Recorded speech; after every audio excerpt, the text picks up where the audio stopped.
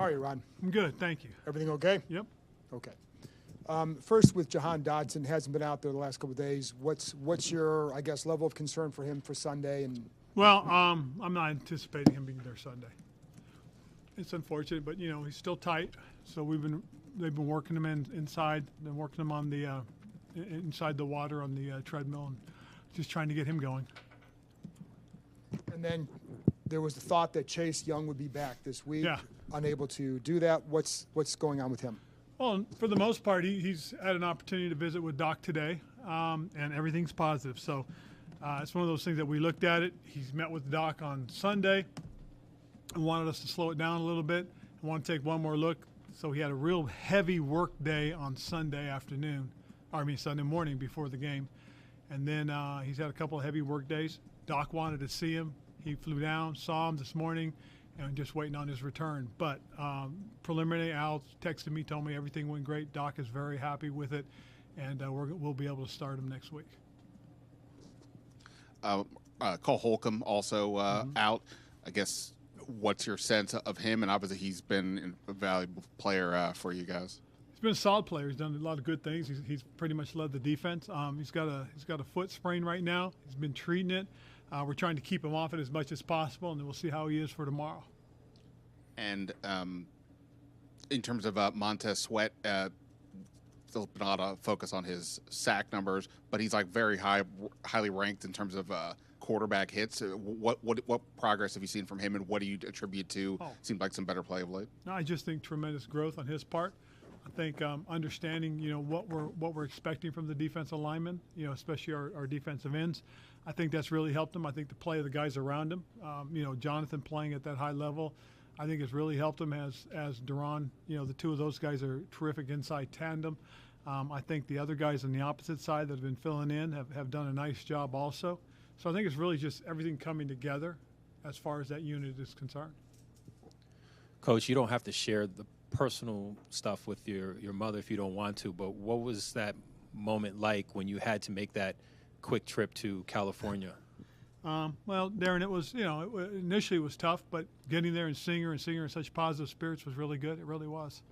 It was really kind of neat, just being able to visit with her. Kind of, I don't think she necessarily expected me to be there, which was kind of cool. So a little bit of surprise. We had a nice conversation, and they have a really good plan for her, so we're kind of optimistic. Just a follow-up, just another, you've dealt with so much that you've been here, in many scares in different ways. How do you still handle all of those things? Just put everything all on Jack and take Jack away from what he's done with the defense. I mean, defense has been tremendous this year, and I wanted to make sure he was able to keep his focus. So I didn't want him to be just kind of piled in on one thing.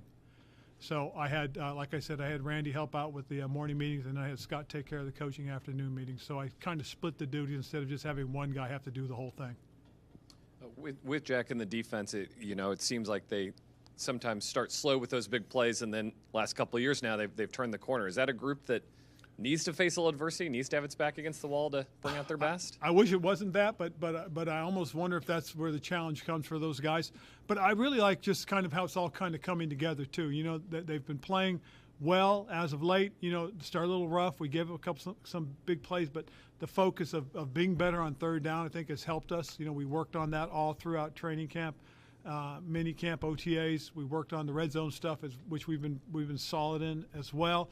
And so you see those things. The one thing we got to continue to monitor and keep our eye on is not allowing the explosives, which seems to be a little bit of a nemesis for us.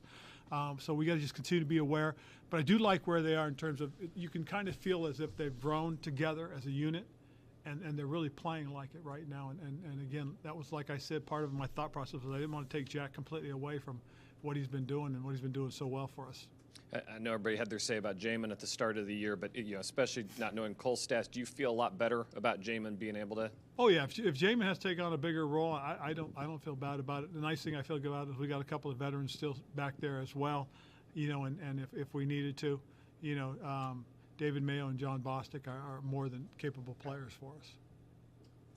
With the Irsay comments that happened last week, I know you've said that it's focused on the players, right, and you do that. Is it harder to do that with some specific stories or anything like that? Like, does the level of the story make it more challenging to keep that message hold? Not really. I mean, the truth of the matter is it only becomes, the story when it's brought up. And just trying to remember that the focus for me more so than anything else is we're playing the Colts, and my concern is the guys that'll be on the field more so than anything else. And we'll continue with that focus. I like where our guys are. We haven't talked anything about that. What we've really talked about has been our opponent, the players that'll be on the field. And we haven't talked to you since the Colts made a quarterback switch. So what do you just think of that? Well, you're going to get a little different player. Obviously, Matt was more of a prolific style passer. He was tall in the pocket. Matt did a lot of tremendous things, and he's had a very good career, really has. Whereas you look at Sam Ehlinger, young guy, got a terrific arm, very headsy, smart player. He's got a good feel for the game. When you watch his preseason stuff, you watch some of the stuff back from college. I went back and looked at the reports on him. This is a guy that has a good sense and feel for running the RPOs, and he also has a really good feel for as a runner himself. So those are things that we're all kind of looking at, trying to anticipate and figure out what's the best way to defend against that.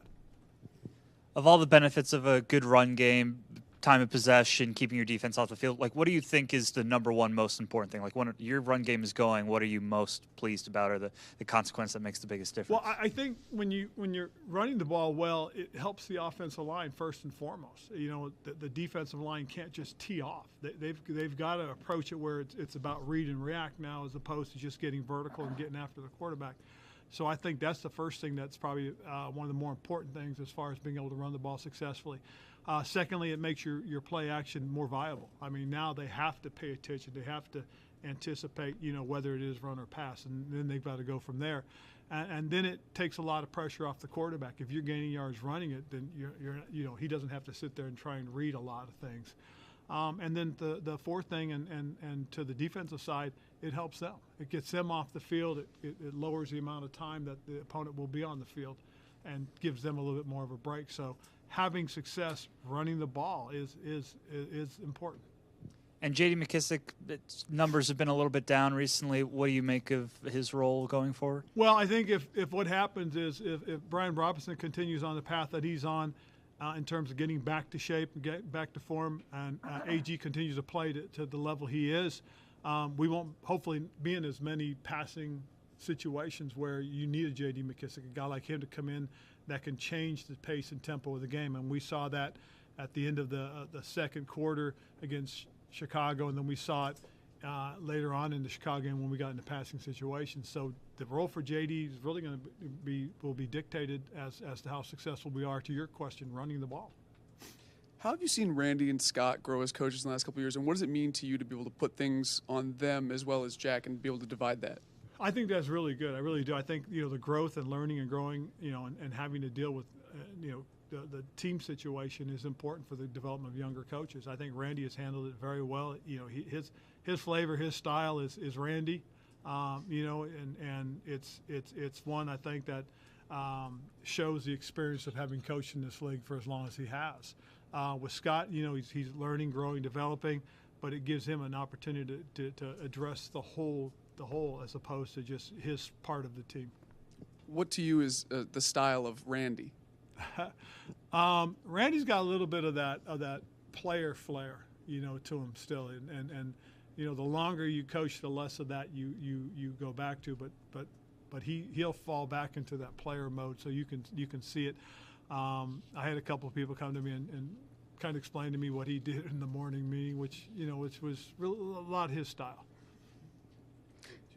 Have you had a chance at any point in the season just to look around the league and see how some of the other quarterback moves from the offseason have kind of panned out? Or only if we play them. If we're playing them, I'm looking at it. This one I'm looking at, obviously, because we got these guys this week. But and it kind of shows a little bit, what it means to have, to work on getting a new guy adjusted in what you're trying to do. So you're not necessarily surprised by, I guess, just how some of them haven't worked out as maybe people thought? Well, everything takes time. Yeah. I mean, let's don't forget when Tom Brady went to Tampa Bay, where they were until they ran on, what was it, eight off in a row or something at the end of the year. So there's this little growth period. William Jackson, not asking specifics about any trades, but do you anticipate him being back on the field for you guys at some point? It's a little early to tell, but for what we're doing right now, we're going to focus on the guys that'll be on the field. Thanks, Coach. All right, cool. Scott, turn